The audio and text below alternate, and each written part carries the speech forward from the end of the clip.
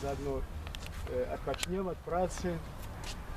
И благословенный Бог наш теперь завсёды на веки веков. Аминь. Слава Тебе, Боже наш, слава Тебе.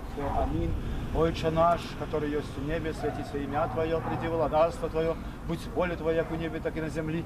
Хлеба нашего штоденного дай нам сегодня, и отпусти нам грехи наши, как мы отпускаем виноватым нашим, и не вводь нас в спокусу, але избав нас от злого, бо Твое владарство и сила, и слава Отца, и Сына, Святого Духа, теперь завсёды на веки веков.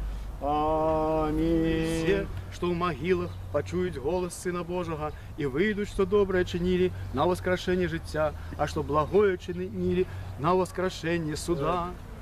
Я ще раз упевнились, не просто почули, а упевнились, что живые и померлые разом складають одну